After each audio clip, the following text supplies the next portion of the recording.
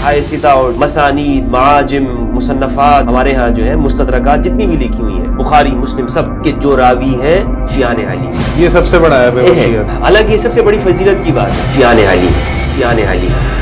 तो मुझे ये बताएं कि अल्लाह रब्बुल आलमीन फरमाता है कि या अय्युहल्लज़ीना आमनू इत्तक़ुल्लाह वकूनू मअस-सादिक़ीन, ऐ लोगों जो ईमान लाए हो अल्लाह से डरो और सच्चों के साथ जुड़ो। कौन से सच्चे हैं जिनसे अल्लाह ने जुड़ने का हुक्म दिया? अब सवाल ये है कि सच क्या है। अब जब ये लोग कहते हैं ना कि हमारा इससे क्या ताल्लुक, इतनी तकसीम मौजूद है, मस्जिदें हमने तकसीम की हुई हैं, हमने अपना पूरा सिलेबस तकसीम किया हुआ है, आज मिलाने को हम तैयार नहीं है, फिर आप हमसे कहते हैं कि भाई पुराने मसाइल को डिस्कस ना करो। अगर कोई मानता है ये लोगों का काम है तो वो जाने, उसका दीन जाने, मैं जानूं मेरा दीन जाने। मैं कत्ल क्यों हो रहा हूँ? मैं कत्ल हो रहा हूँ। तो कुरान सिर्फ कुरान सहाबा के ज़माने में काफ़ी रहा है कि इनके आपस का झगड़ा खत्म। किताबों के अंदर रसूलुल्लाह का फरमान है, जो भी बगैर वसीयत के दुनिया से जाएगा वो जाहिलियत की मौत मर गया। ये बात कहना कि रसूलुल्लाह ने कोई वसीयत नहीं की, तो ये दर हकीकत कुरान की एक मुखालिफत है। सहाबा को भेज रहे हैं कि जाओ आप लकड़ियाँ ले आओ, आप फलां जंग में चले जाएँ, फलां सरिया में भेज रहे हैं। मसला मोता के लिए फरमाया कि पहले अमीर ये होंगे, वो चले जाए तो दूसरे ये होंगे, तीसरे ये चले जाए तो फिर अमीर ये होंगे, अगर वो ना हो तो फिर तुम आपस में देख लेना। रसूलुल्लाह ने यानी 3 तक की पैदर पे वसीयत फरमाई। अली के दर पर आकर ही इन्हें इल्म मिलता है। किसी मसले में अगर ये आ जाते हैं कि हजरत अबू बकर रज़ी अल्लाह अन्हु के सामने, हजरत उमर रज़ी अल्लाह अन्हु के सामने, उस्मान खुलफा के सामने मामला आता है जिसमें पूरा मदीना परेशान हो गया है, किसके दरवाजा खटखटाते हैं? अली के पास।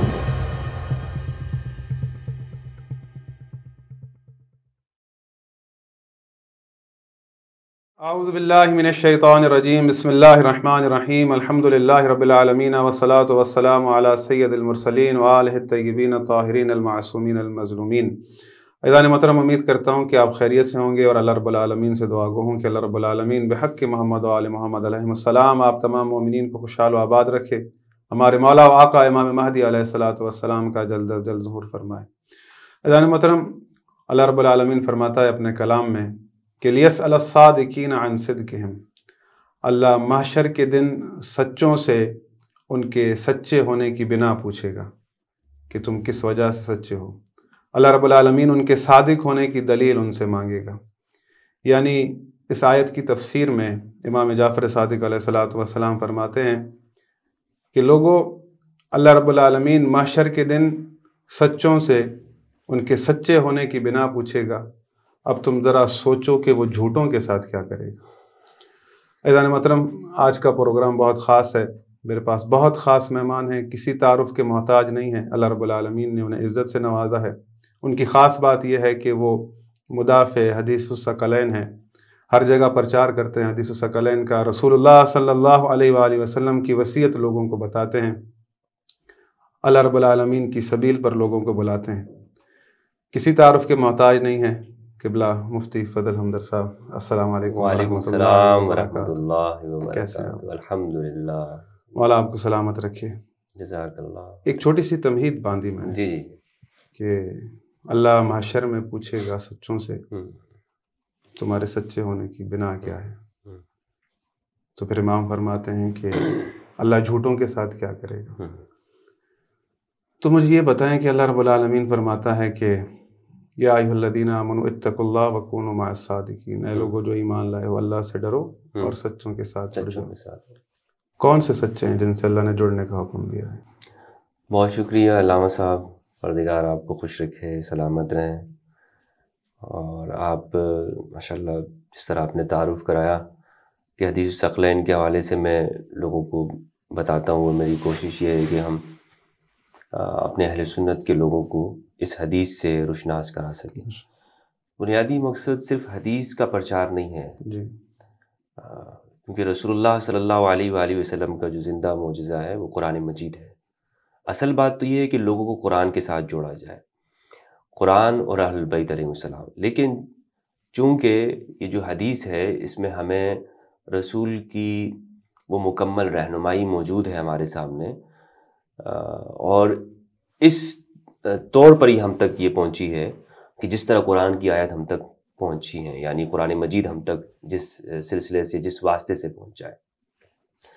तो इसलिए सिर्फ़ ये हदीस, अगर किसी के जहन में ये हो ना कि हदीस फैला रहा हूँ मैं या सिर्फ़ ये हदीस बयान कर रहा हूँ, तो ऐसा नहीं है। इसके पीछे पूरा रसूलुल्लाह का वो دیا ہوا دین رسول اللہ صلی اللہ علیہ وآلہ وسلم کا نظام فکر ہے کہ جو پوری انسانیت کے لیے ہے، اس کے پیچھے ایک پیغام ہے۔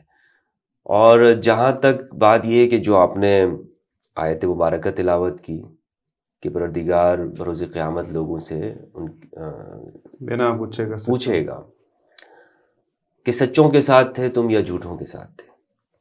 قرآن مجید کی ایک اور آیت ہے ھذا یوم ینفع الصادقین صدقہم، کہ یہ وہ دن ہے کہ جس دن سچوں کو ان کا سچ فائدہ دے، کونوا مع الصادقین، سچوں کے ساتھ ہو۔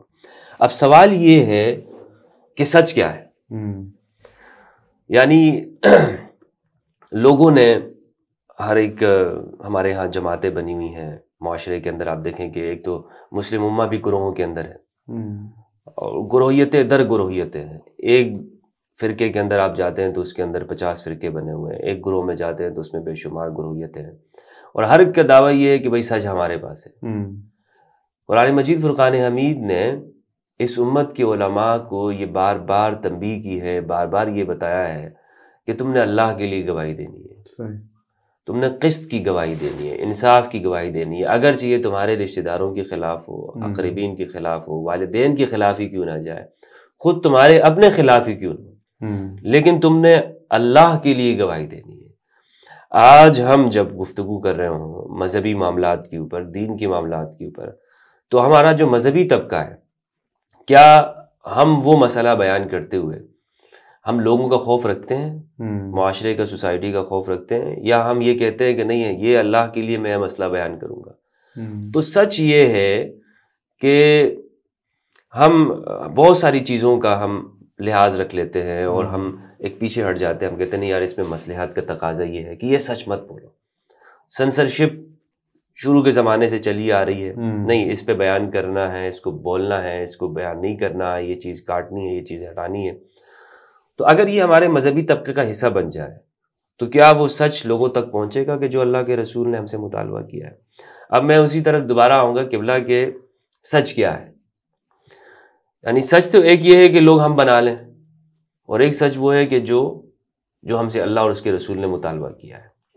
وہ کیا ہے؟ وہ یہ ہے کہ ہمارے ہاں جو 2 + 2 4 کی بات کریں، آپ ہمارے ہاں جو خاص طور پر ہم اہل سنت کی میں بات کروں گا کہ ہمارے مذہبی طبقے سے اگر سوال کریں نا کہ مثلا جنت میں کون جائے گا، تو وہ آپ کو کہے گا کہ بھائی جنتی فرقہ ہم ہے۔ وہ جو 72 فرقے بنیں گے تو اس میں سے ایک جو ہے نا ہم ہے، کیونکہ سچ ہمارے ساتھ ہے۔ ہم وہ ہیں کہ رسول نے فرمایا کہ میرے بعد صحابہ کے راستے پہ چلنا، فوراً حدیث پیش کر دی، اس کا مطلب یہ کہ سچ ہمارے پاس ہے، جو دوسرے ہیں وہ باطل پر ہے یا جھوٹ کے اوپر ہے، کذب کے اوپر ہے۔ اسی طرح دوسروں سے پوچھیں آپ تو ان کے ہاں معیار کچھ اور ہے۔ سیاسی لوگوں کے پاس جائیں تو انہوں نے اپنے مینیفیسٹو بنائے ہوئے ہیں، اپنے منشور بنائے ہوئے ہیں، 50 قسم کی باتیں ان کے پاس ہیں۔ تو سچ کیا ہے؟ اگر ہم اس چیز کو سمجھ جاتے ہیں کہ سچ کا ذریعہ کیا ہے، کس طرح سے ہمیں ملے گا، تو یہ سارے اختلافات بھی ختم ہو جائیں گے امت مسلمہ میں، فرقوں کی بات بھی ختم ہو جائے گی، گروہیتوں کی سوچ بھی ختم ہو جائے گی، اور ہم یہ جو شکوہ کرتے رہتے ہیں کہ امت ایک نہیں ہو رہی ہے، امت کے لیے اتحاد کی جو کوششیں وہ بھی کارآمد ہوں گی۔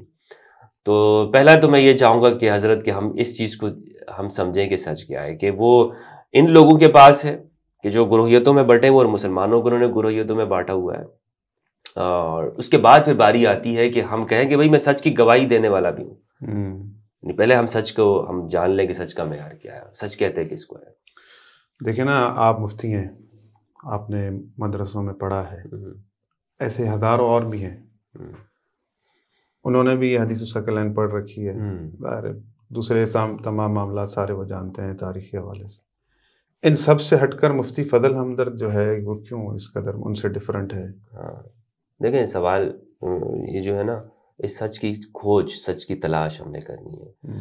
مثلا ہم یہ حدیثوں میں پڑھتے تھے کہ رسول اللہ صلی اللہ علیہ وآلہ وسلم اپنی زندگی میں جب کسی کو غزوے کے لیے امیر بناتے یا کسی کو ایسے ہی بھیجتے، اور ہمارے ہاں تبلیغی جماعت کے اندر بڑا مشہور و معروف ہے کہ وہ امیر بناتے ہیں، یعنی اگر 3 افراد کی ٹولی بھی ہو تو اس کے اوپر ایک امیر بناتے ہیں، گشت کرنے کے لیے کہتے ہیں بھائی امیر صاحب، امیر صاحب کہتے ہیں کہ ہاں بڑی اصطلاح مشہور ہے ہمارے اہل سنت کے اندر، دیوبندیوں میں۔ تو میرے ذہن میں یہ سوال، اور یہ ہر ایک کے ذہن میں سوال پیدا ہونا چاہیے کہ وہ سچ کو تلاش کرے، وہ صدق کیا ہے. تو رسول اللہ زندگی کے اندر وہ ایک چھوٹے سے چھوٹے واقعے کے اندر وہ لوگوں کے اوپر امیر بناتے ہیں، لیکن وہ اس دنیا سے جا رہے ہیں اور انہیں معلوم ہے کہ آنے والے وقتوں کے اندر ایسے فتنے برسیں گے کہ حضور فرما رہے میں دیکھ رہا ہوں کہ تمہارے گھر کے اوپر بارش کی طرح وہ برسیں گے. ہر گھر، خواہ وہ کوئی گھر خیمہ ہے اس کے اندر بھی وہ پہنچ جائے گا، یا اگر پکا گھر بنا ہوا اس کے اندر بھی پہنچے گا. فتنہ اس جانب سے ہے، مشرق کی جانب سے، یہاں زلزلے ہیں، یہاں فتنے ہیں، یہاں پر امت کی آزمائش ہے. رسول اللہ فرما رہے ہیں، کیا رسول اللہ وہ رسول جو اپنی زندگی کے اندر امت کا خیال کر رہے ہیں اور امت کو بتا رہے ہیں کہ تم اگر 3-4 افراد بھی ہو تو اپنے اوپر ایک امیر بنانا.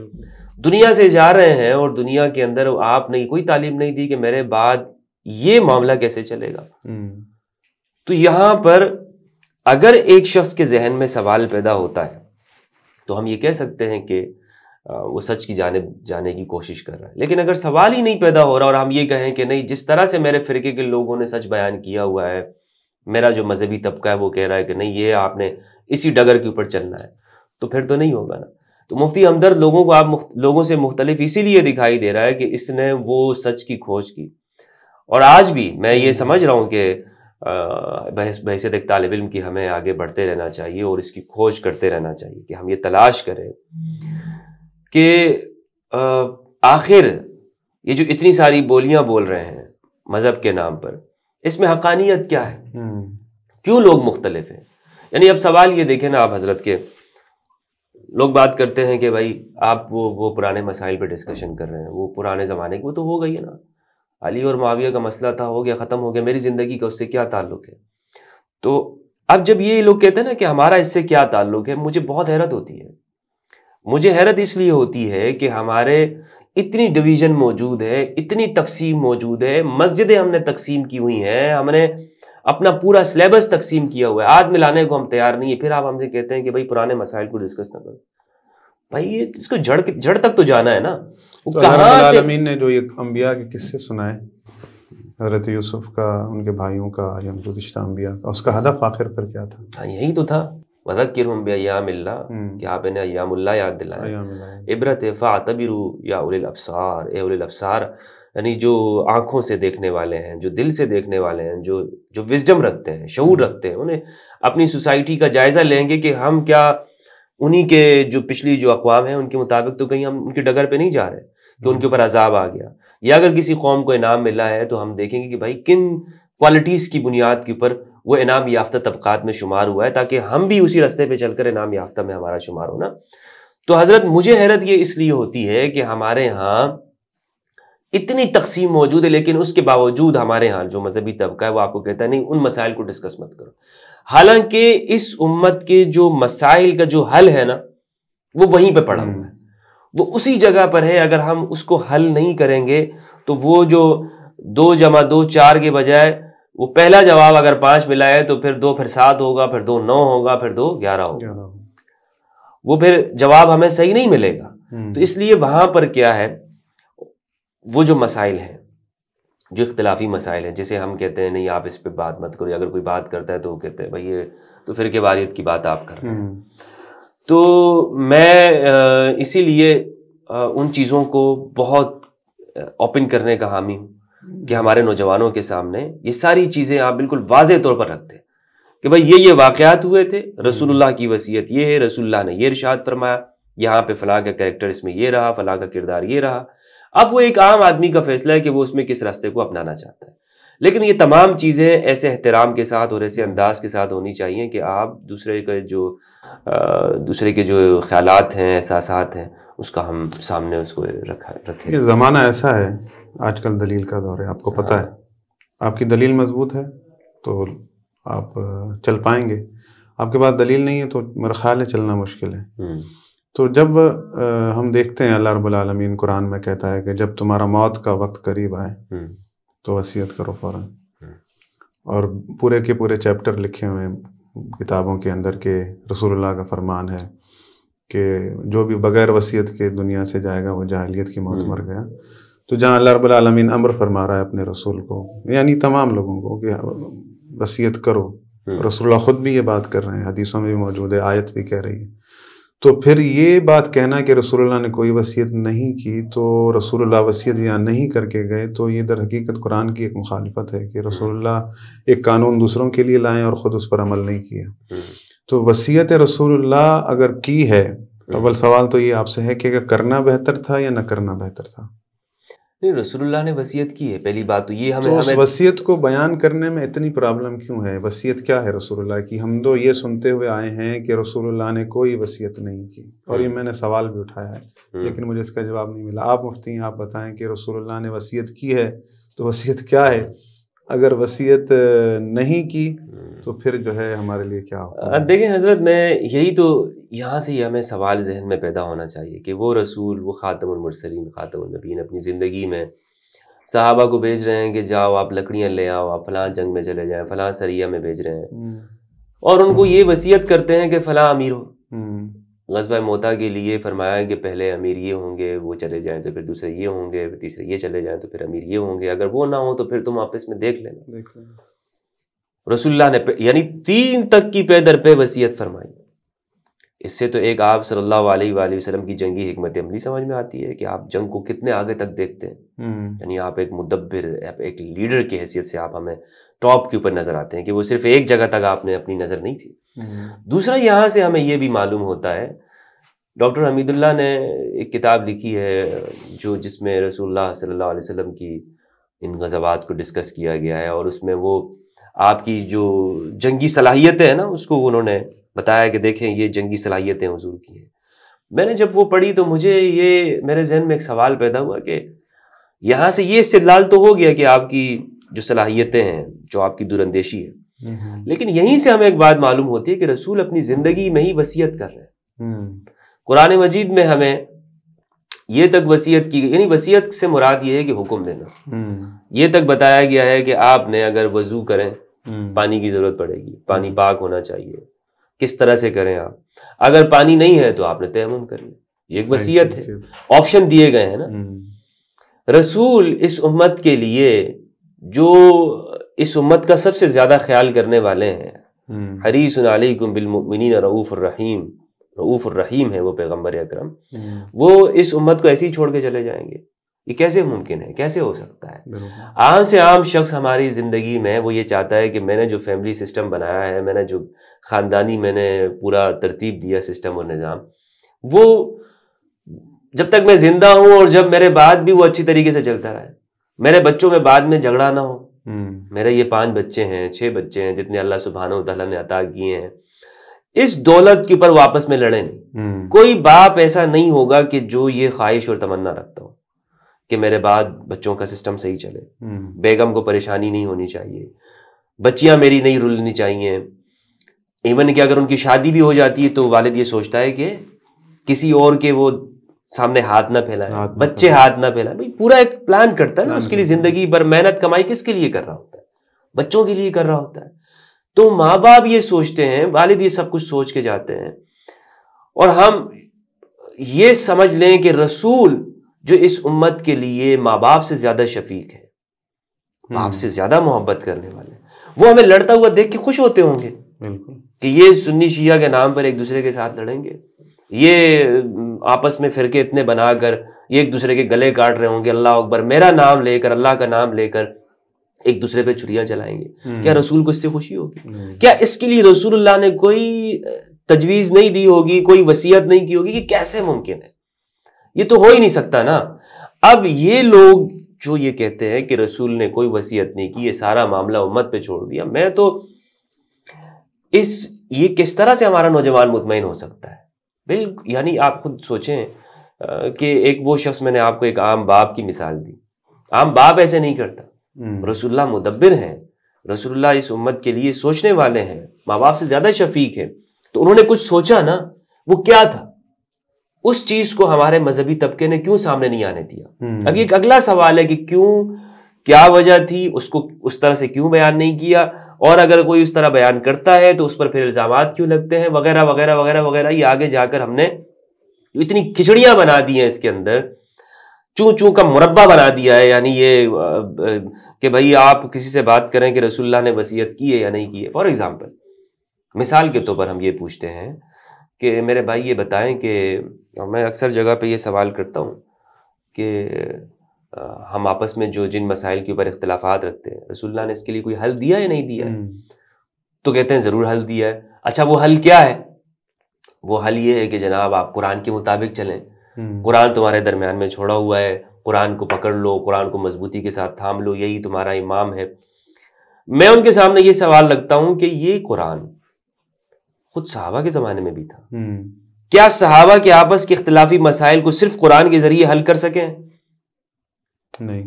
کہ یہ قرآن، حتیٰ کہ صفین کے اندر بھی اگر قرآن کو حکم بنایا گیا تو اس پہ دیکھیں کہ ایک نیا فرقہ نکل آیا، خوارج، جس نے کہا کہ انہوں نے اس چیز کو، حالانکہ وہ اس چیز کے بڑے حامی تھے کہ یہ ان الحکم الا للہ، حکم صرف اللہ کا ہونا چاہیے، لیکن آپ اندازہ لگائیں کہ جب اس کے ساتھ اس کا اسپوک پرسن بھی تھا نا، یہاں سے ابو موسیٰ اشعری ہیں، وہاں سے عمر بن عاص ہیں، تو قرآن صرف قرآن صحابہ کے زمانے میں کافی رہا ہے کہ ان کے آپس کا جھگڑا ختم کر سکے؟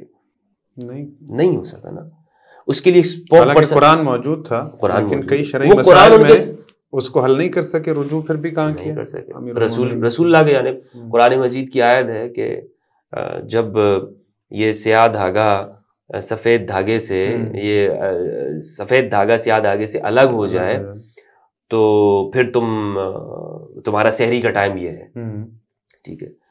تو صحابہ بعض ایسے تھے کہ انہوں نے دھاگے رکھے تھے، یعنی وہ صحابہ کرام رضوان اللہ علیہم جن کی فہم، جن کا قرآن ان کے سامنے اتر رہا ہے، وہ ہم سے بلا شک و شبہ اعلیٰ درجے کا ہے، لیکن وہ رسول کے ہوتے ہوئے قرآن ان کے سامنے اتر رہا ہے، قرآن مجید کے نزول کو دیکھ رہے ہیں، لیکن وہ اس آیت کا مطلب ظاہری سمجھ لیا انہوں نے. رسول اللہ نے بتایا کہ اس سے مراد یہ دھاگا نہیں ہے، اس سے مراد کیا ہے؟ اس سے مراد ہے صبح کی سفیدی جب رات کی سیاہی کسی کے اوپر غالب آ جائے، الگ ہو جائے. تو اب اس کا مطلب کیا ہے کہ اگر قرآن کے ساتھ ساتھ اس کو بیان کرنے والا بھی ہونا چاہیے. یہاں پر میرا سوال ان فرقہ پرستوں سے اور ان گروہیت والوں سے یہ ہے کہ آپ جو یہ کہتے ہیں کہ قرآن واحد تنہا کافی ہے اور اس کے ساتھ کوئی ہادی، کوئی رہنما، کوئی بیان کرنے والا نہیں ہے، ہم خود اپنے اختلافات کو حل کر سکتے ہیں، مجھے آپ اس سوال کا جواب دیں. کیا فقہ حنفی، شافعی، حنبلی، مالکی، اوزائی کی فقہ، ثوری کی فقہ، جتنے بھی ہیں، کیا یہ لوگ تورات کے ذریعے فیصلے کر رہے تھے؟ کیا انہوں نے جو اتنے استنباط کیے، مسائل اخذ کیے، انہوں نے کوئی بھگوت گیتا پڑھ کے کیے تھے؟ کہاں سے انہوں نے مسائل اخذ کیے ہیں؟ یعنی آپ یہ دیکھیں نا کہ یہ جو گفتگو کر رہے ہیں وہ یہیں سے کر رہے ہیں نا کہ بھائی مجھے اس قرآن کی وَامْسَحُوا بِرُؤُوسِكُمْ سے مجھے یہ مسئلہ سمجھ میں آیا، اور حَتَّى يَتَرَبَّصْنَ بِأَنفُسِهِنَّ ثَلَاثَةَ قُرُوءٍ، قروء کا مطلب ابو حنیفہ یہ لیتے ہیں کہ یہاں پر مراد اس سے حیض ہے، اور شافعی طہر مراد لے رہے ہیں. اختلاف ہو رہا ہے نا، ایک قرآن کے اس لفظ سے یہ اختلاف سمجھ میں آ رہا ہے. اچھا یہاں ایک سوال میرے ذہن میں ہے کہ محدثین ہوں، وہ جب حدیث جمع کر رہے ہیں تو سفر کر رہے ہیں، پوچھ رہے ہیں لوگوں سے، تابعین سے مل رہے ہیں کہ بھائی آپ نے کسی صحابی سے ملے تھے، میں حدیث سنا ہے، وہ لکھ رہے ہیں، جمع کر رہے ہیں، کبھی کسی جگہ کا سفر، کبھی کسی جگہ کا سفر. اور یہ فقہا ہیں، یہ بھی چیزیں جو ہیں وہ دیکھ کر جو ہے فلاں نے یوں کہا ہے، فلاں نے یوں کہا ہے. سیدھی سیدھی بات اللہ کے رسول نے کہی تھی کہ میں تمہارے درمیان قرآن اور اہل بیت چھوڑے جا رہا ہوں. امام زین العابدین تھے، امام باقر تھے، ان سے آ کر کیوں نہیں پوچھا کہ ان کا دیکھیں یا ان کو فالو کیوں نہیں کیا؟ جب رسول اللہ نے تو یہ تو ہمارا یہ طے ہو گیا، ہمارا نوجوان بھی یہ سمجھنا چاہیے کہ رسول اللہ نے اس امت کو ایسے ہی نہیں چھوڑ دیا. جب ہم اتنی بات سمجھ جائیں گے نا تو پھر مطلب یہ ضروری ہے. دیکھیں جیسے اگر ہم یہ مانتے ہیں کہ ہمارا ایک بدن کے اندر فار ایگزامپل کوئی بیمار شخص ہوتا ہے، ڈاکٹر کے پاس جاتا ہے، اگر وہ یہ طے نہیں کرے گا کہ میں بیمار ہوں تو ڈاکٹر کے پاس جانے کا اس کو فائدہ نہیں ہے. ٹھیک ہے. آج امت کے مسائل ہیں نا، فرقہ بندی ہے، گروہیت ہے، انتشار کی کیفیت ہے، مسلمان جدا ہے، اور لوگ پریشان بھی ہیں. نوجوان سوال بھی کرتا ہے کہ بھائی ہم ایک ہو جائیں، سوال بھی کرتا ہے کہ بھائی ہم ان چیزوں سے باہر نکلیں. تو جب یہ طے ہو گیا کہ ہمارا جو ایک مذہبی نیریٹو ہے وہ مریض ہو چکا ہے، وہ مریض ہے، اس کو ضرورت ایسی ہے کہ اب اس کا علاج ہونا چاہیے، یہاں تک ہم نے اپنے نوجوان کو لانا۔ اگر ہمارا نوجوان اس جگہ تک نہیں پہنچتا اور ہم اس سے آگے کا اس کو درس دیں گے نا، یا اس کو وہ اپنا علاج ہی نہیں کرانا چاہے گا، تو کوئی مسئلہ ہمارا حل نہیں ہو سکتا۔ رہ گئی بات یہ کہ جب رسول اللہ نے صلی اللہ علیہ وآلہ وسلم اس امت کے لیے قرآن اور اہل البیت کو چھوڑا، اب یہ اگلا سوال ہے وصیت کی، کیا وصیت کی؟ اس سے کوئی انکار نہیں کر سکتا ہے کہ قرآن اور اہل البیت کو چھوڑا ہے۔ مسند احمد کی صحیح روایت ہے کہ میں تمہارے درمیان میں 2 خلیفہ کو چھوڑ کے جاؤں، ٹھیک ہے۔ ثقلین کی بات آج تک ہم نے کی ہے، اور الحمدللہ یہ ہم نے گھر گھر اس پیغام کو پہنچایا، اور کوشش ہماری یہ ہے کہ ہر نوجوان تک یہ پیغام پہنچے، قرآن اور اہل بیت ثقلین چھوڑے۔ آج سے ہمارا یہ پیغام ہے کہ رسول اللہ کے 2 خلیفہ چھوڑ کے گئے، وہ قرآن اور اہل بیت۔ ثقلین ہم نے سمجھا دیا، اب خلیفتین سمجھائیں گے۔ اتنے جلیل القدر ائمہ ہیں اہل بیت علیہ السلام کے، امام محمد الباقر علیہ السلام، امام جعفر الصادق علیہ السلام ہے، لیکن یہ پھر ہمیں دوسری فقہ کیوں نظر آتی ہے؟ اس میں آپ کو یہ عرض کرتا چلوں کہ یہ جتنی بھی فقہ ہیں، جتنے بھی علوم ہیں، بلکہ میں اب امام علی کے حوالے سے نا میرا ایک خاص نقطہ نظر ہے، کائنات میں اسلام کے پیغام کے بعد، علی کے دور کے بعد، اس دنیا میں جتنی بھی علمی، تمدنی، ثقافتی، سائنسی، انقلابی جتنی بھی آگے تطورات ہوئے ہیں، ترقیاں ہوئی ہیں، یہ علی کے بعد ہوئی ہیں۔ یعنی اگر حتیٰ کہ جو مغربی اقوام نے بھی جو علم لیا ہے تو وہ علی سے لیا ہے۔ اچھا، یہ میرا ایک دعویٰ ہے، اس کے پیچھے میرے پاس اس کا ایک پورا ایک الحمدللہ ہے، اس کی ایک بنیاد موجود ہے، لیکن یہ تو ہو نہیں سکتا نا کہ جب دنیا بھر کی اقوام وہ علی سے لیں تو اپنے مسلمان ایسے ہی چھوڑ دیں۔ ہاں، یہ جتنی بھی ہمارے ہاں فقہ ہے کہ دراصل اسی گھر سے ملی ہے۔ یعنی آپ یہ اندازہ لگائیں کہ امام ابو حنیفہ امام جعفر صادق علیہ السلام کے شاگرد ہیں، امام محمد الباقر علیہ السلام سے علم لیتے ہیں۔ پہلے کوشش یہ کی گئی کہ ریاست اس زمانے کی حکومتوں کی جانب سے کہ وہ ابو حنیفہ کو ان کے خلاف کھڑا کر دیں، لیکن ابو حنیفہ نے اس طرح نہیں کیا، اور ان کے پاس گئے اور ان سے پڑھا۔ پھر امام مالک کی بات کر لیں یا احمد بن حنبل کی، یہ سب اسی گھر کا فیضان ہے۔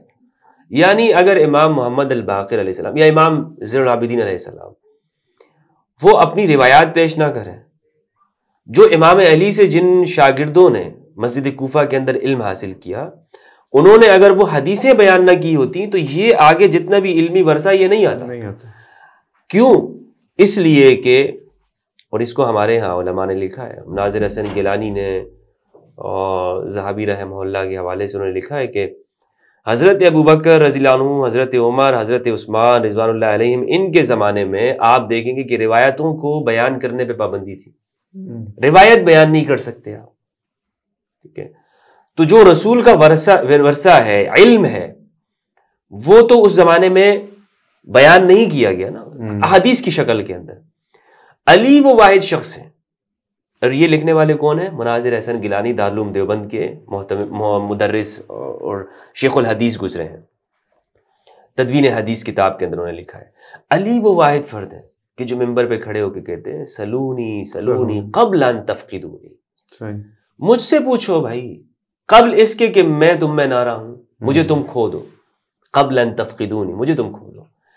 کیا مطلب ہے؟ مطلب یہ ہے کہ علم کو حاصل کرو، اور امام کا ایک فرمان یہ بھی ہے کہ اگرچہ تمہیں اس کے لیے پیسے دے کر ہی کیوں نہ حاصل کرنا پڑے، علم حاصل کرو۔ اور امام نے علم بیان کیا، احادیث کو سب سے زیادہ کثرت کے ساتھ بیان کرنے والے وہ امام علی علیہ السلام، اور اسی لیے جتنے بھی ہمارے محدثین ہیں، تمام محدثین، صحاح ستہ اور مسانید، معاجم، مصنفات ہمارے ہاں جو ہیں، مستدرکات جتنی بھی لکھی ہوئی ہیں، آپ یہ دیکھیں گے کہ جو راوی ہیں شیعان علی ہیں۔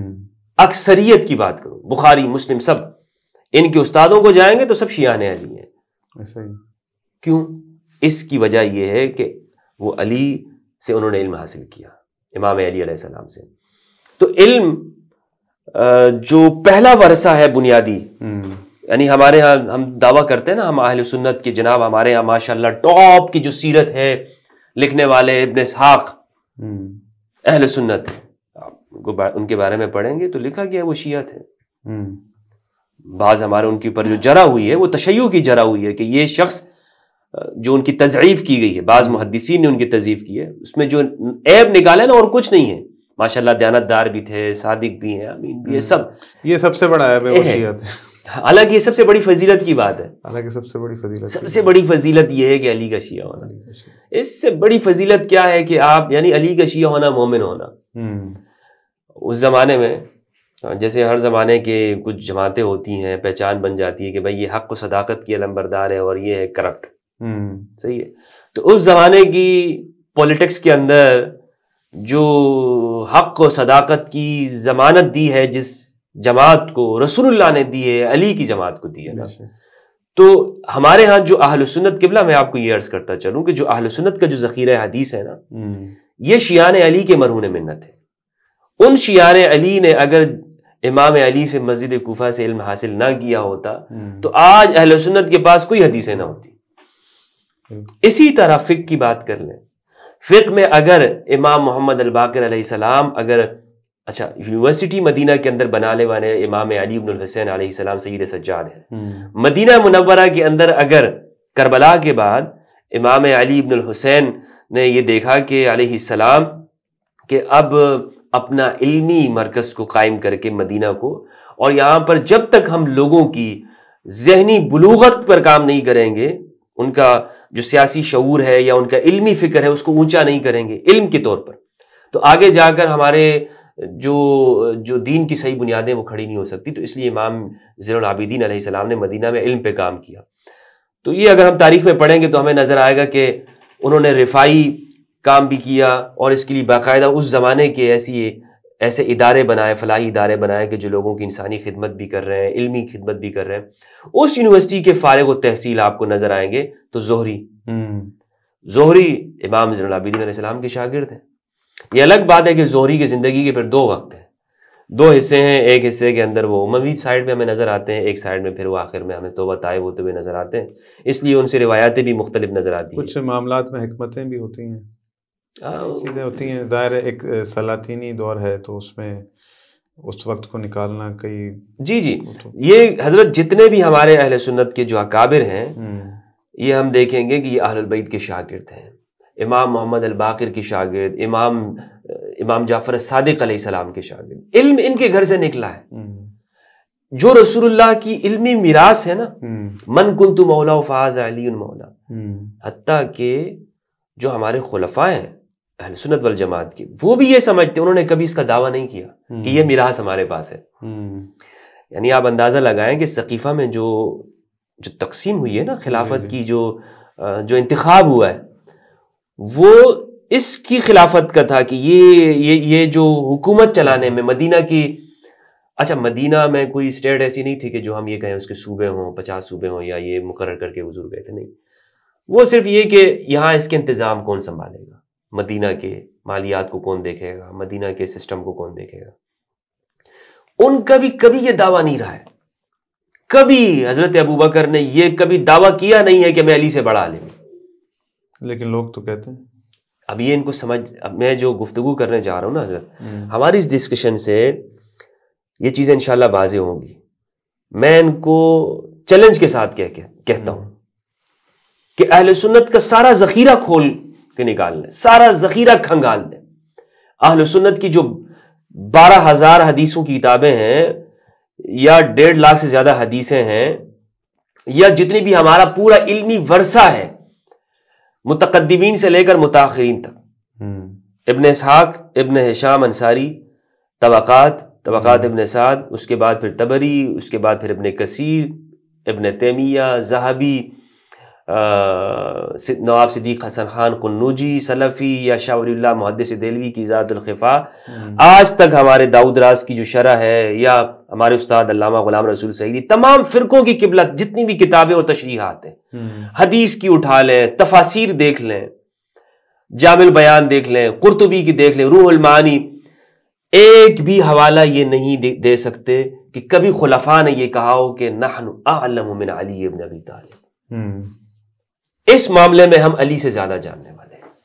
بالکل. یہ تو علی کے در پر آ کر ہی انہیں علم ملتا ہے. کسی مسئلے میں اگر یہ گرفتار ہو جاتے ہیں، مسئلے میں اگر آ جاتے ہیں، کسی مسئلے میں کوئی ایسا موڑ آ جاتا ہے کہ حضرت ابوبکر رضی اللہ عنہ کے سامنے، حضرت عمر رضی اللہ عنہ کے سامنے، حضرت عثمان، خلفاء کے سامنے معاملہ آتا ہے جس میں پورا مدینہ پریشان ہو گیا ہے، کس کے دروازہ کھٹکھٹاتے ہیں؟ علی کے پاس آتے ہیں، باب مدینۃ العلم کے پاس آتے ہیں.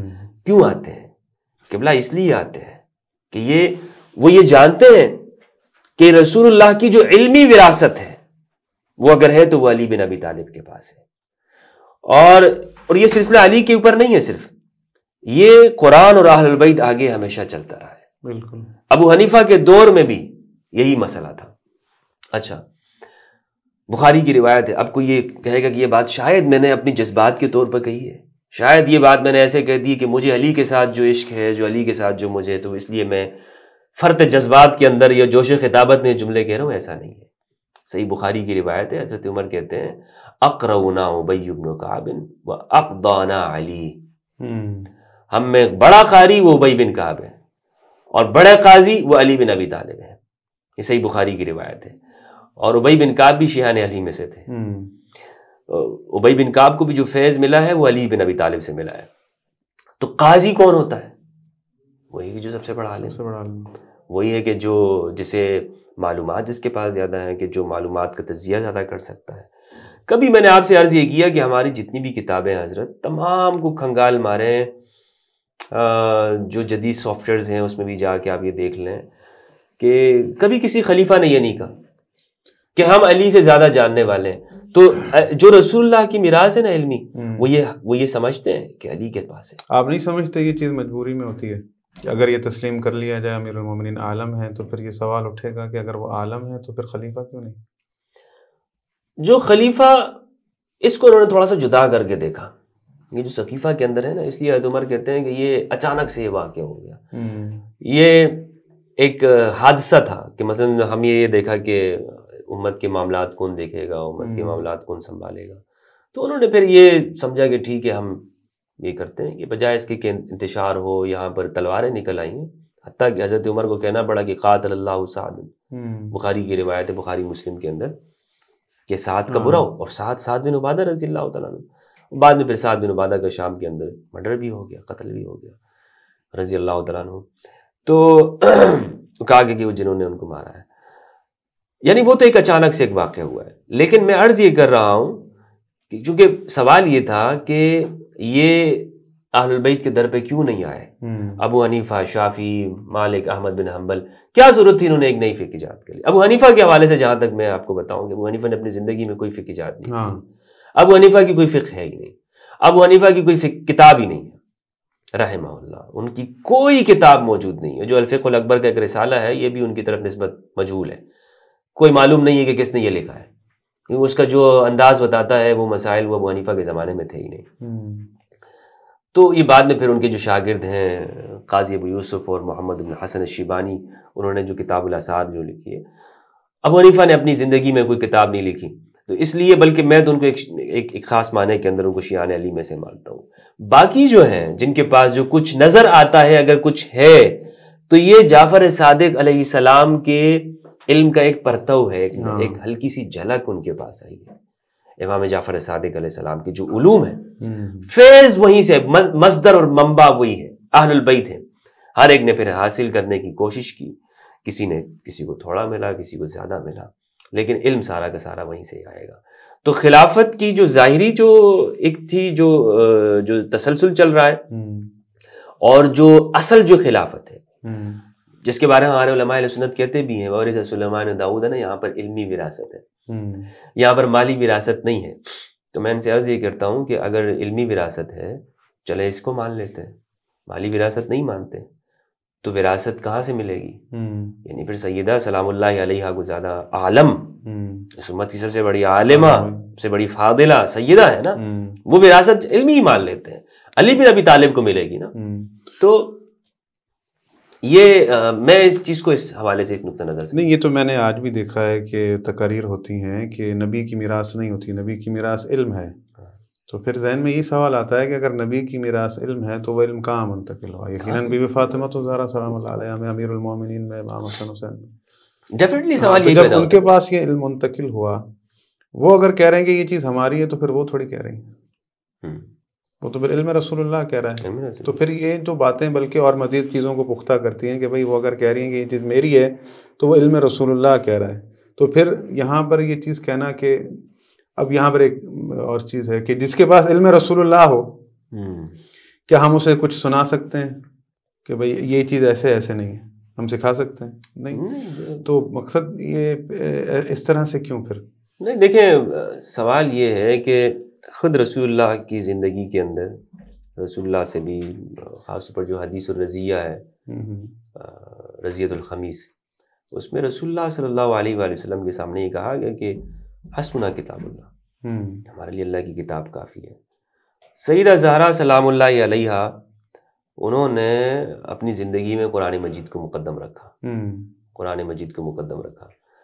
یہ اس امت کو شروع زمانے سے آج تک اگر یہ چیز سمجھ میں آ جائے کہ قرآن اور اہل البیت ہیں، ہمارے جو بنیاد پرست جو ہمارے ہاں جو گروہیت کے حاملین جو مذہبی طبقہ ہے نا، وہ اس جگہ تک بھی سوال تک نہیں آنے دیتے.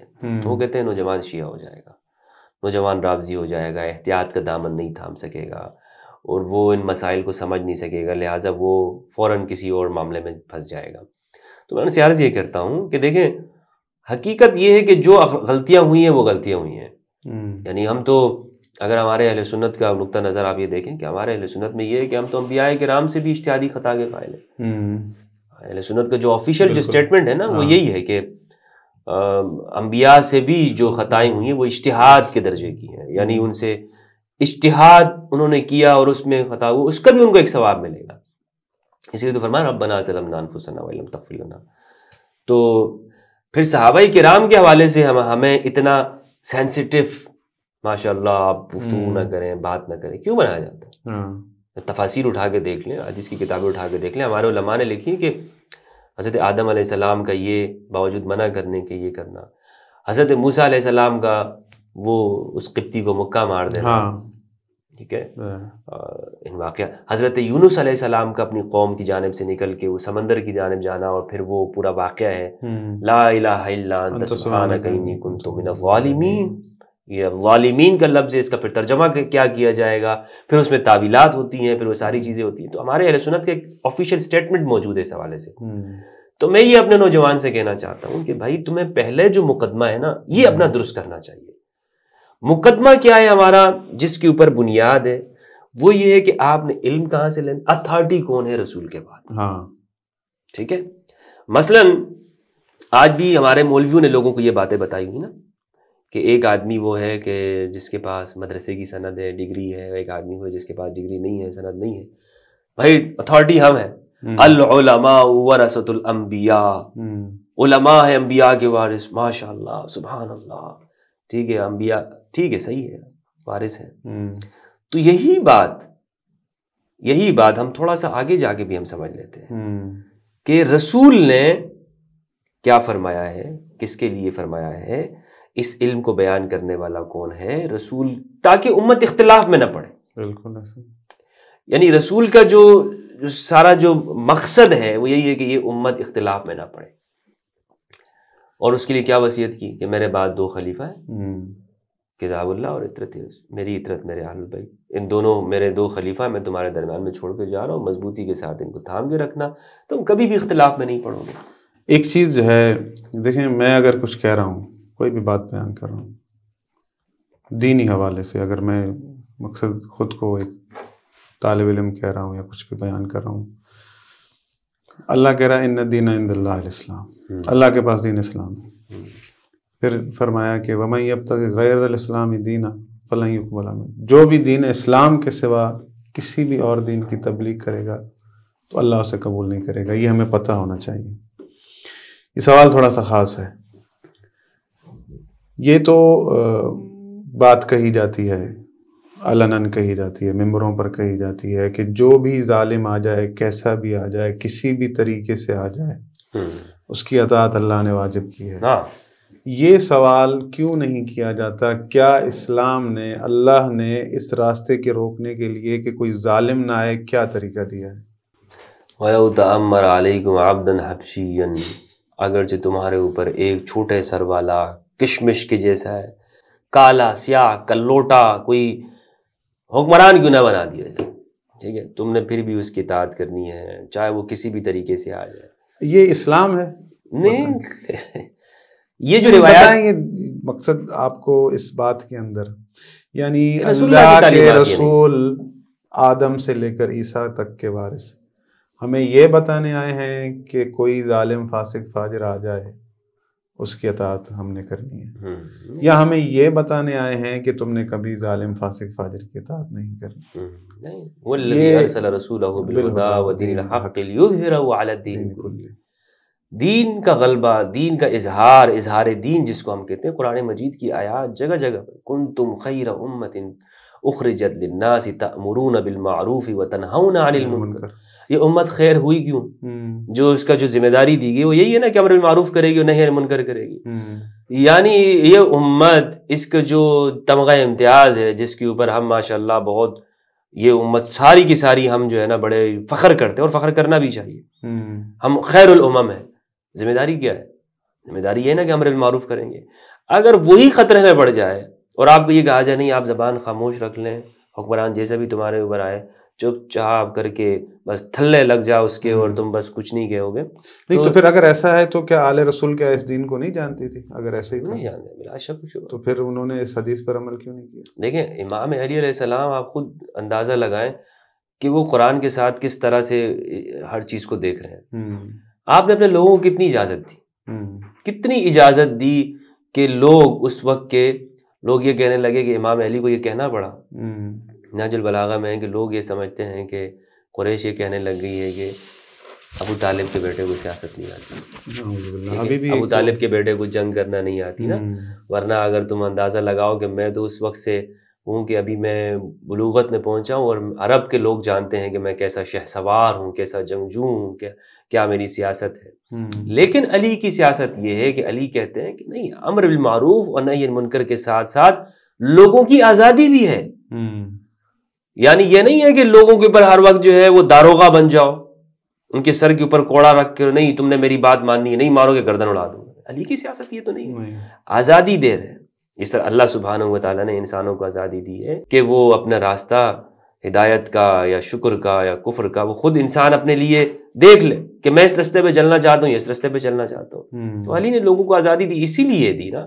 کہ لوگوں کے اوپر جبر نہیں کرنا، جبر کرنا ہوتا اگر یہ مقصد یہی ہوتا کہ حکمران اس طرح سے ہو تو امام علی علیہ السلام نہ کرتے، یہ سارے لوگ سیدھے نہ ہو جاتے اس زمانے میں، لیکن علی بن ابی طالب نے ایسا نہیں کیا۔ تو اسی لیے میں قبلہ اس چیز کو بھی میں رکھتا ہوں نا سامنے کہ علی بن ابی طالب کی زندگی کو ہم دیکھیں، قرآن اور اہل بیت کو ایک ساتھ کر کے دیکھیں، تو یہ ساری ہدایت کی چیزیں، ہمارے ہاں اختلاف کی باتیں ایک ایک کر کے ہم لوگوں کو سمجھ میں آئیں گی۔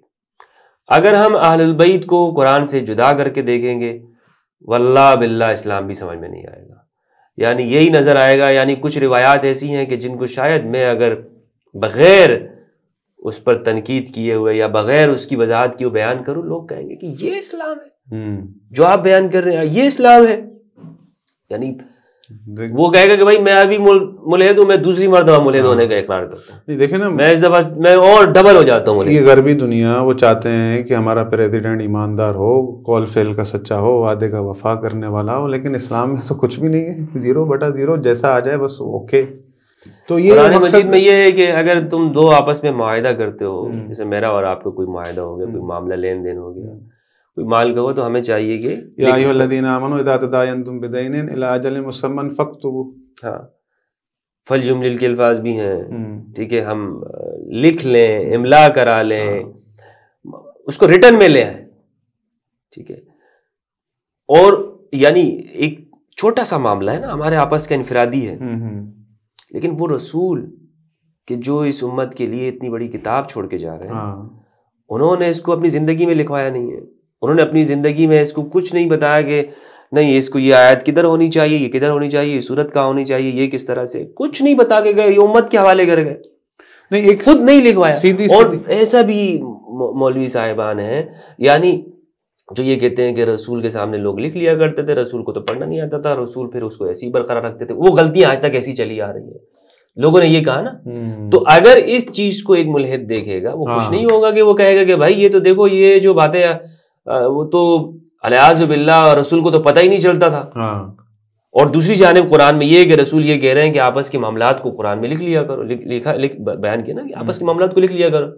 کہ جو عام لوگوں کے معاملات کے بارے میں رسول یہ فرما رہے ہیں، تو انہوں نے کیا یہ وصیت نہیں کی ہے کہ قرآن کو اپنی زندگی میں جمع کیا؟ حالانکہ اللہ قرآن میں کہہ رہا ہے اِنَّ عَلَيْنَا جَمْعَهُ وَقُرْآنَهُ، ہمارے کے اوپر اس کا جمع کرنا، اس کا قرآن کرنا ہمارے ذمہ. تو اس لیے اللہ کے رسول نے کہا کہ قرآن اور اہل بیت چھوڑے جا رہا ہوں. در حقیقت یہ بیٹھے ہیں، یہ بتائیں گے قرآن کیا ہے، کہاں اتری ہے آیت، کس وقت اتری ہے، اس کا دعویٰ فقط اس گھر والوں نے کیا. مولوی صاحب جو تحریف قرآن کا شکار ہو رہا ہے نا، اس کی بنیادی وجہ یہ ہے کہ قرآن اور اہل بیت سے دور ہے.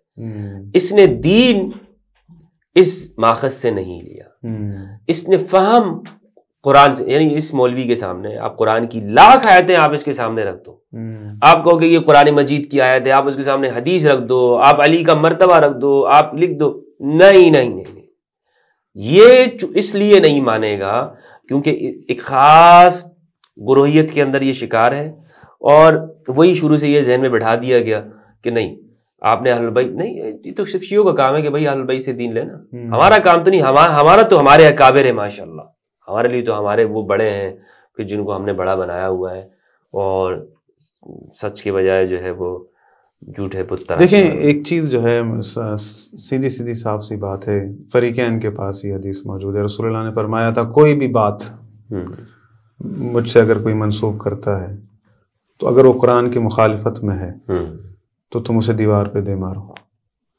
اہل سنت بھی مانتے ہیں، شیعہ بھی مانتے ہیں، لیکن کوئی بھی حدیث آیت کے مقابلے میں آتی ہے تو بجائے آیت کے پیچھے چلنے کے حدیث کا دفاع کیوں ہوتا ہے؟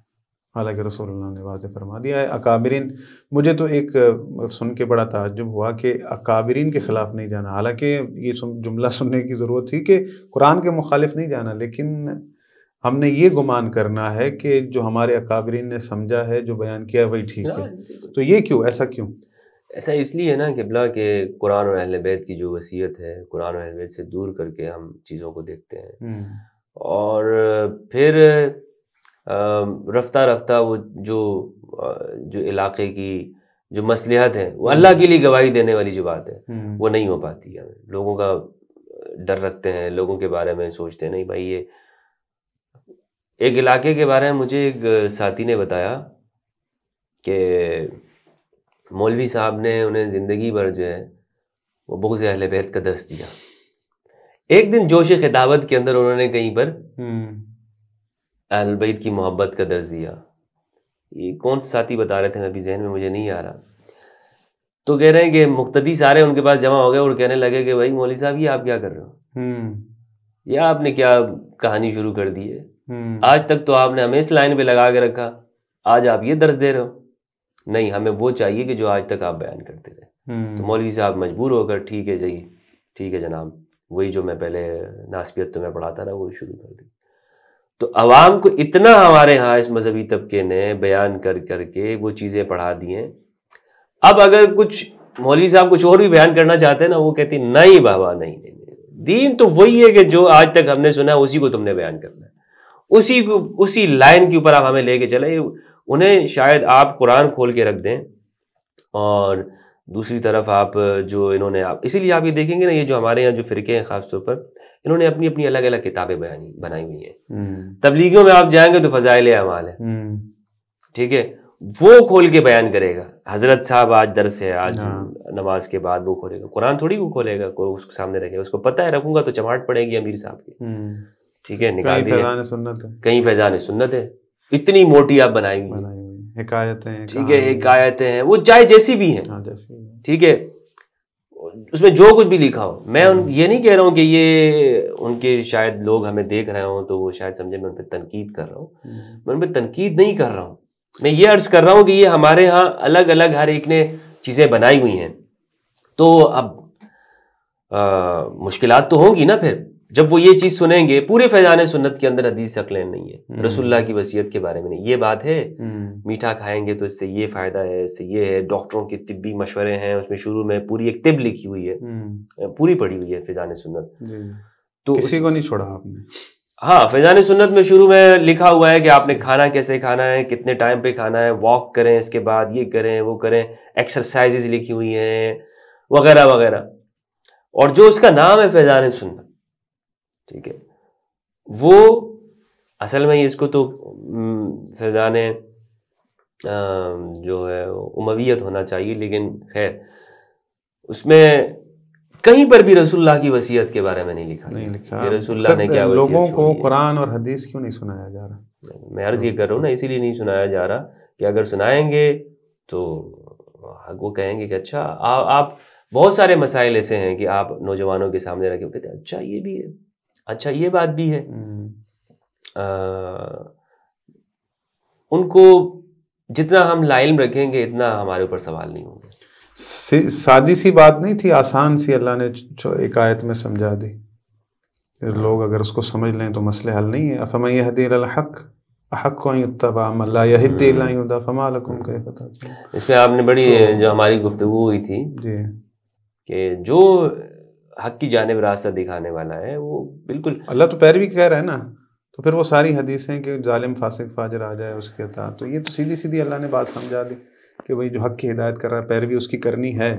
اور ایک چیز مقصد یہ سوال میں شامل کر دوں، کیا یہ ممکن ہے کہ اللہ نے رجس و ناپاکی اور طہارت ایک گھر میں طہارت رکھی ہو، ان سے رجس و ناپاکی دور رکھی ہو، ٹھیک ہے، اور اس گھر سے مودت کا حکم دیا ہو اور حکومت کہیں اور رکھی ہو، حکومت و خلافت کسی اور کے لیے ہو، یہ طہارت بخشنا، رجس و ناپاکی دور رکھنا اور ان سے مودت کا حکم دینا، یہ ایک گھر کے لیے خاص، لیکن یہ سارا نظام بقایا ادھر ہو، یہ ممکن ہے اللہ کے نظام میں ایسے کہ یہ سب چیزیں فضیلتیں ایک گھر کو لیکن حکومت و خلافت؟ تقریباً تمام انبیاء کرام کی زندگی کو ہم دیکھیں تو ہمیں تو یہ نظر نہیں آتا. ہمیں نظر نہیں آتا. یعنی اگر انبیاء کو درجہ امامت دیا گیا، درجہ نبوت دیا گیا، تو ساتھ میں درجہ حکومت بھی دیا گیا. یعنی یہ بھی ان کو ایک فضیلت دی گئی کہ وہ حکومت کریں. سلیمان ہے، داؤد ہے، موسیٰ ہے علیہ السلام. تو یہ تو ہمیں انبیاء کی تاریخ میں ایسا نظر نہیں آتا. قرآن مجید اسی لیے کہتا ہے کہ ان کے سامنے آپ احسن القصص کو بیان کریں. اور سورہ یوسف کے اندر حضرت یوسف علیہ السلام کے جو واقعہ ہے کہ کس طرح سے ان کے پاس پھر وہ منصب آتا ہے اور اس حوالے سے انہوں نے جو تعلیمات کہیں. تو اگر اس کا مطلب یہ ہے کہ اللہ کا جو قاعدہ ہے وہ یہ نہیں ہے کہ اس میں تفریق کی جائے. یعنی مقصد اس نے مودت کا حکم تو ایک گھر کے لیے دیا ہے، اس نے اس کے ارادے میں ہے کہ ان سے رجس و ناپاکی دور رکھے، ان کو طاہر و پاک رکھے، تو بقایا معاملات لوگوں کے حوالے ہوں. یہ تو نہیں ہو سکتا. لوگوں کے حوالے تو جناب نہیں کیا گیا. لوگوں کے حوالے یہ جو ہمارے ہاں سوچ ہے کہ لوگوں کے جانے حوالے کر دیا، نہیں. اس کا مطلب یہ ہے کہ رسول وصیت کر رہے ہیں کہ قرآن اور اہل بیت چھوڑے جا رہا ہوں، یعنی ہدایت ان کے پاس ہے، یعنی یہ گمراہی سے بچائیں گے، تو پھر یہ حکومت اور خلافت کہیں اور لوگوں کے حوالے نہیں کیا گیا. یہ ہے رسول اللہ نے بتا دیا، شروع سے بتا دیا کہ اگر ہم رسول اللہ کو یہ مانتے ہیں کہ رسول اللہ قیامت تک کے آنے والے وقت کے لیے رحمت للعالمین ہے اس امت کے لیے، تو ہمیں یہ ماننا ہوگا کہ رسول اللہ نے اس کا حل بھی دیا. صحیح. ایک آخری سوال، آپ ہی کے پروگرام میں سوال ہوگا تھا کہ جو خلافتیں پہلی بنی ہیں ان کو اللہ نے بنایا ہے. اس کے بعد میں نے یہ سوال کیا کہ جب ہم دنیا سے چلے جائیں گے اللہ ہم سے پوچھے گا کہ ان کو مانا تھا نہیں مانا تھا، حالانکہ آپ کہہ رہے ہیں کہ بنایا اللہ نے. تو انہوں نے کہا کہ نہیں، اللہ نہیں پوچھے گا.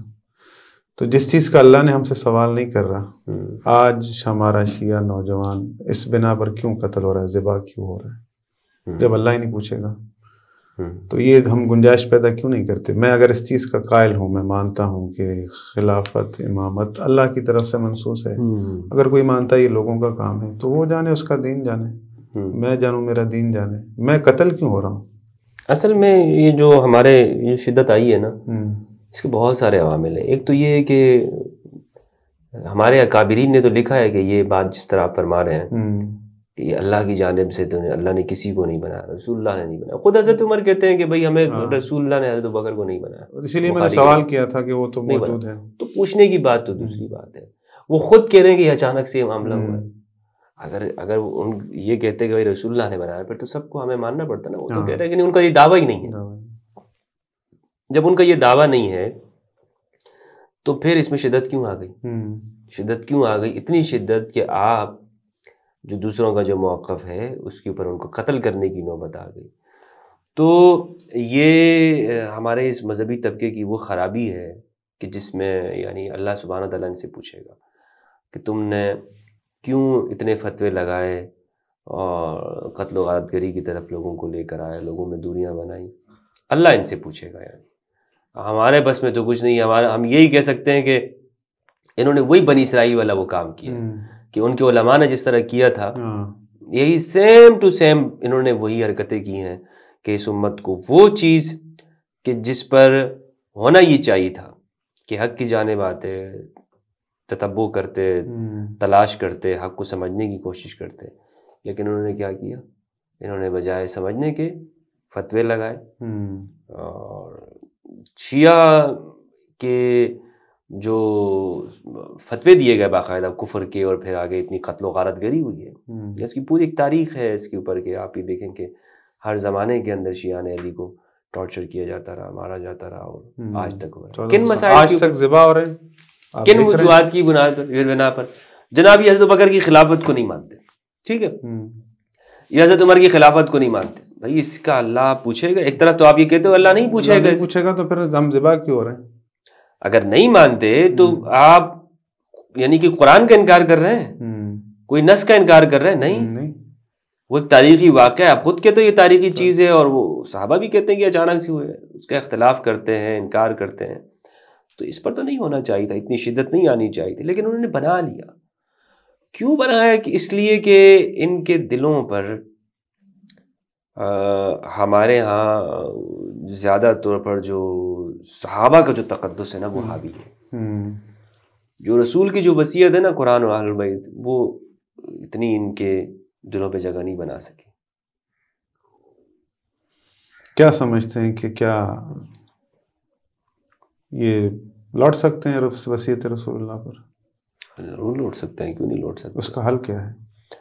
اس کا حل یہ کہ ان کی ایک تو جو مذہبیت نے ان کو نوجوانوں کو انہیں جو باتیں بتائی ہیں ان کے سامنے آپ یہ سوال پیدا کریں، جس طرح ہمارے ذہن میں سوال آیا، دیگر علماء کے ذہن میں سوال آیا، لوگ بدلے ہیں. تو نوجوانوں کو اگر یہ رکھا جائے، میں نے یہ دیکھا ہے کہ جو سمجھ والا شخص ہوتا ہے نا اس کے سامنے اگر آپ بات رکھتے ہیں حدیثی ثقلین سے نہیں پھر سکتے ہیں. یہ یعنی رسول اللہ کی حدیث جو ثقلین خلیفتین ہے، اس مرتبے سے اس حدیث کا جو اثر ہے وہ بہت تیز ہے. یہ جس کو کہتے ہیں نا کہ اینٹی کیا کہتے ہیں جناب؟ Antivenom. نہیں، وہ جو ہے وہ آپ کے دوست کا یہ ہمارے ہاں جو ڈاکٹر آج کل دیتے ہیں وہی کیا ہے؟ Antibiotic. ہاں، اینٹی وائرس. یہ اینٹی وائرس ہے، ایک خاص اصطلاح بھی اس کے لیے استعمال ہوتی ہے. یہ ان تمام جراثیم کے لیے کردار ادا ویکسین کہتے ہیں نا. ہاں، یہ ویکسین ہے ان کے لیے. یہ ویکسین سارے سب کو لگنی چاہیے. یعنی آپ اندازہ لگائیں کورونا کے لیے اتنا خیال رکھا لوگوں نے، بڑے ہر ایک کو جو ہے نا وہ قطرے پلائے گئے اور سوئیاں ڈالی گئی ہر ایک کو بازوؤں میں. یہ اس امت کے اندر کورونا سے بڑا مرض آیا اور کب سے چل رہا ہے آپ اندازہ لگا لیں. کتنے لوگ اتنے کورونا نے نہیں مارے ہوں گے جتنے یہ شیعہ سنی اختلاف نے مارے ہیں. کتنے تلواریں چلی ہیں اس کے اوپر. شام و عراق کی حالت دیکھ لیں، مسلمان آج تک لڑ رہے ہیں، آج تک اسی چیز کے اوپر ہے. تو یہ کہ بھائی کورونا کے لیے آپ نے لاک ڈاؤن لگا دیا، فلاں کر دیا، فلاں کر دیا. سوال کو سمجھے کہ کیوں ایسا ہو رہا ہے. نوجوان جب اس کے ذہن میں وہ یہ دیکھتا ہے تو اس کے سامنے دو رستے ہیں. وہ یا تو کہتا ہے کہ بھائی مذہبی ایسا ہے، چھوڑ دو اس کو، ٹھیک ہے. تو اس کا نقصان بھی تو ہو رہا ہے نا، لوگ ملحد ہو رہے ہیں نا، الحاد کی طرف جا رہے ہیں. اسی لیے جا رہے ہیں نا کہ مولوی جھوٹ بول رہا ہے ان کے سامنے، سچ نہیں بتا رہا. اسلام کا صحیح چہرہ ہے. وہ کشادگی نہیں ہے نا، کشادگی پیدا ہو نا بھائی دوسروں کے لیے. اگر آپ سچے ہیں کل ہاتھو برہانکم ان کنتم صادقین. تو اپنی دلیل کے ساتھ آپ لوگوں کو موت دینا کہ آپ ذبح کر رہے ہیں لوگوں کو. بھائی یہ ممکن ہی نہیں ہے کہ رسول کا جو وارث ہے وہ شخص ہو کہ جو قرآن کا عالم نہیں ہے. یہ ممکن ہی نہیں ہو سکتا. رسول اللہ ہم اپنی زندگی میں اپنی جگہ پر کسی غیر جاننے والے کو نہیں چھوڑ سکتے. صحیح. ایسا ہوتا ہے؟ نہیں ہوتا. کبھی ایسا ہوتا ہے کہ ہم نے اپنے بینک کے اندر کسی مینیجر صاحب جا رہے ہیں تو وہ چپڑاسی کو گئے کہ بھائی تم یہ کام کرو، ٹھیک ہے نا. تو آج ہم ان چیزوں کے اندر خیال کرتے ہیں اس طرح سے. لیکن قرآن اور اہل بیت کا جو معاملہ ہے اس میں ہمیں یہ سمجھنا چاہیے کہ رسول اللہ صلی اللہ علیہ وسلم نے قرآن کے ساتھ کسی کو رکھا ہے. ایک تفصیلی بھی ہے کہ وہ اہل بیت کے علوم کہاں ہیں، کس طرح سے لیں، کیسے اخذ ہونے چاہیے، کیونکہ اتنا ایک بڑا زمانہ رہا ہے. پھر شروع میں تقیہ کا زمانہ بھی رہا ہے. بہت ساری اہل بیت کو جن واسطوں سے گزرنا پڑا، جن ایام سے گزرنا پڑا، سب پوری تاریخ میں ہمارے سامنے. یعنی ایسا تو نہیں ہوا نا کہ انہیں بڑے مواقع ملے ہوں. بنو عباس کے جو چیف جسٹس ہیں قاضی ابو یوسف ہیں، جو لوگ یہ کہتے ہیں کہ تعلقات اتنے اچھے تھے، تو بھائی اس زمانے میں امام رضا کو کیوں نہیں بنایا گیا چیف جسٹس قاضی القضات، یا اور کیوں نہیں ہے، یا انہوں نے قبول کیوں نہیں کیا؟ امام موسیٰ کاظم علیہ السلام کو کیوں 14 سال تک قید کیے رکھا؟ کیوں وہ پابند سلاسل رہے؟ بالکل تمام کے ساتھ یہی معاملہ رہا ہے. تمام کے ساتھ یہ رہا ہے. تو انہیں تو آپ نے اسپیس نہیں دیا ہے، ان کی جگہ پر آپ نے دوسرے جو مذہبی طبقات ہیں لوگوں کو لے کر آئے. بہرحال میں دعا گو ہوں کہ اے اللہ رب العالمین اپنا امر غالب فرما، اپنے وعدے کو جلد از جلد پورا فرما. مفتی صاحب بہت شکریہ آپ کا، اور آپ کو سلامت رکھے. بہت مشکل سے آپ ہاتھ آئے، پر شکر یہ ہے کہ آپ آئے. آپ کا بہت ممنون و مشکور ہوں کہ آپ نے ہمیں ٹائم دیا، اور بہت ہی بہترین گفتگو سے ہمیں علم سے نوازا. ہماری کچھ علمی تشنگی جو ہے وہ آپ نے دور کی. مولا آپ کو سلامت رکھے. مزید آپ کے ساتھ رہیں گے. عزیزان محترم بہت ممنون و مشکور ہوں. والسلام علیکم ورحمۃ اللہ وبرکاتہ.